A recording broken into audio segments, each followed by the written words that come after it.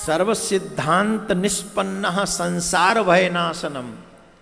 शौनक जी, तुम्हारे हृदय में भगवान के प्रति इतना प्रेम है, इसलिए मैं विचार कर तो मैं संपूर्ण सिद्धांतों का निष्कर्ष सुनाता हूं जो जन्म मृत्यु के भय का नाश कर देता है। कृष्ण संतोष हेतुकम, जो भक्ति के प्रभाव को बढ़ाता है और भगवान श्री कृष्ण को प्रसन्न करता है। जो भगवान से, अच्छा, आपका बोलना, आपका देखना, आपका चलना, आपका कर्म करना, प्रत्येक विषय वो होना चाहिए जिससे कृष्ण प्रसन्न हो। क्या हो? जोर से बोलो। एक पतिव्रता स्त्री वही खाती है जो पति को प्रसन्न हो। पतिव्रता स्त्री वही पहनती है जो पति को पसंद हो। पतिव्रता स्त्री वहीं जाती है जो पति को पसंद हो। कई बार पति बड़े खड़ूस मिल जाते हैं, एक को चुन ले, अपने बाप को चुन ले या मुझे चुन ले। कई पति ऐसे खड़ूस मिलते हैं, मिलते हैं कि नहीं बताओ? मिलते ना। तो पत्नी किसको चुनती है? हैं? जन्म देने वाले को कहती है इट्स ओके डैड, ये तुम्हें देख के खुश नहीं होते, इसलिए ठीक है, अब क्या करें, जिंदगी इनके संग काटनी है, आप आशीर्वाद देते रहो। जन्म देने वाले बाप को छोड़ देती है। किसके लिए? बोले पति के लिए। सच बताओ, सही कह रहा हूं ना? पतिव्रता स्त्री। और आजकल की पतिव्रता मतलब ठीक, मतलब क्या कहेंगे? बोले ठीक है, हम तो अपने बाप को ही चुन लेंगे, जो गाड़ी हमें दहेज में दी थी ना हमारे बाप ने, वो लौटा दे, सारा कैश लौटा दे, और नहीं तो दहेज प्रथा का तैयार रहे, कोर्ट में मिलेंगे, I will see you in court. लेकिन हमारे भारत में ये संस्कृति नहीं है, हमारे भारतीय माताएं ऐसा नहीं करती हैं।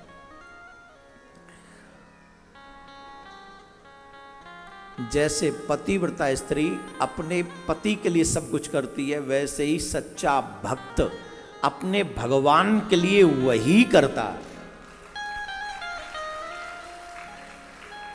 वही देखता है, वही सुनता है, वही खाता है, वही पहनता है, वही सुनता है, सुनाता है, गाता है। क्या? बोले जिसमें गोविंद को प्रसन्नता मिले, और कुछ नहीं करता वो। वाणी से कटु नहीं बोलता क्योंकि गोविंद को प्रिय नहीं। आंखों से गंदा दृश्य नहीं देखता क्योंकि गोविंद को पसंद नहीं। गलत जगह नहीं जाता क्योंकि गोविंद को पसंद नहीं। किसी का अपमान नहीं करता क्योंकि गोविंद को पसंद नहीं।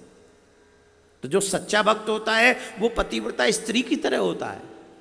जैसे पतिव्रता स्त्री अपने पति को छोड़कर किसी का भाव नहीं करती है, वैसे ही सच्चा भक्त भी अपने इष्ट को छोड़कर किसी और का भाव नहीं करता है। एक दृष्टांत याद आ रहा है। महाप्रभु वल्लभाचार्य जी महाराज ब्रज में पधारे, दर्शन करते हुए ब्रजवासियों के, कभी इस गांव में कहीं ऐसे उनकी लीला थी। तो एक खेत में होके जा रहे थे, लोग हट रहे, वो लोग ब्रज में एक खेत में होके जा रहे थे, तो उनके आगे आगे उनके मंत्रीगण चल रहे थे, हट जाओ हट जाओ हट जाओ, रास्ता छोड़ो रास्ता छोड़ो रास्ता छोड़ो। जगत गुरु जी पधार रहे, जगत गुरु जी पधार रहे हैं। क्या हुआ?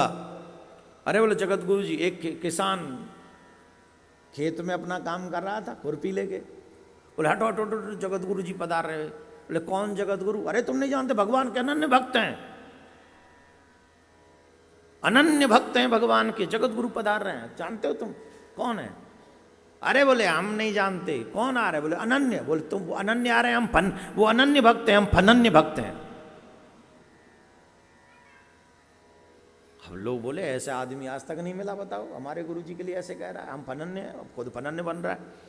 तो गए प्रभु जी वल्लभाचार्य जी के पास, पूछा भैया क्या हुआ? अलो कोई ब्रजवासी भक्त है, कह रहा है कि हम फनन्य हैं। अरे फनन्य, ये फनन्य क्या होता है? अनन्य तो सुना था, फनन्य क्या होता है? चलो भैया, ये ब्रजवासी सबके गुरु होते हैं, हो सकता है यहाँ से भी कोई नया ज्ञान मिले, चलो चलो चलो चलते हैं। तो गए, बोले क्या हुआ भैया? अरे क्या होगा, हम अपना काम कर रहे हैं और क्या आएगा, कछु ना आए रहो। बोले कछु तो है रो, तुम कह रहे तुम फनन्य, ये फनन्य क्या होता है? बोले जिनने कही कि कोई अनन्य भक्त आ रहे हैं, तो हमने कही हम फनन्य, वो अनन्य हम फनन्य। बोले ये फनन्य क्या होता है?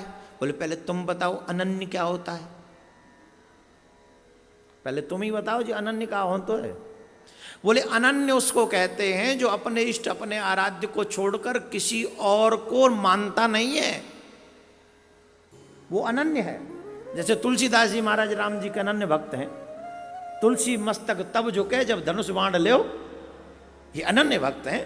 हम आपको प्रणाम करेंगे ठीक है, लेकिन तब प्रणाम करेंगे जब हमारे राधा कृष्ण नहीं सीताराम बनो।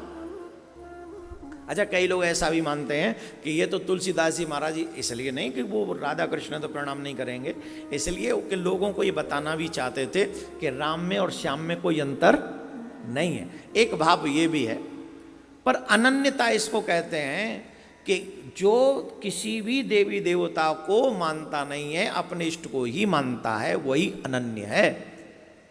बोले इसको अनन्य कहते हैं? बोले बस यही बात है। बोले हाँ, अब तुम बताओ फनन्य किसको कहते हैं? हमने तो बता दिया अनन्य किसको कहते हैं, फनन्य किसको कहते हैं बताओ। अरे बोले तुम उन देवी देवताओं के नाम तो जानते हो, जिनको तुम मानते नहीं उन देवी देवताओं के नाम तो जानते हो, हम तो किसी को जानते ही नहीं है, सिर्फ कृष्ण को ही जानते हैं और कृष्ण को ही मानते हैं, हम इसीलिए फनन्य हैं। अरे भाई तुम जानते हो मानते नहीं हो तो क्या हुआ? तुम्हें देवी देवताओं के नाम पता है, हमें तो काऊ को नाम ही ना है पतो, हम तो काऊ जान ही ना है। हमारो एक जीवन धन है श्याम। क्या है? ब्रजवासियों का जीवन धन क्या है?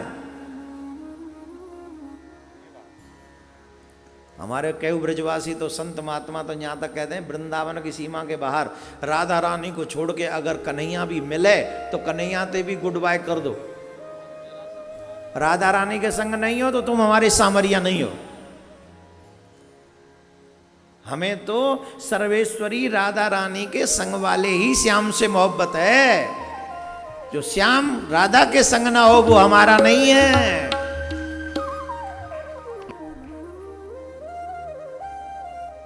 तो हम तो ब्रजवासी तो जो समझो फनन्य है, श्री कृष्ण और राधा रानी को छोड़ के किसी को नहीं जानते।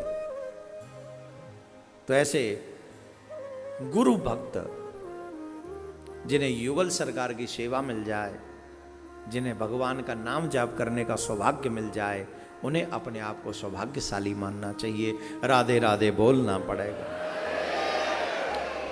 काम क्या करें? बोले जिससे कृष्ण की प्रसन्नता हो वही कार्य हमेशा करते रहो, जिससे कृष्ण की प्रसन्नता हो।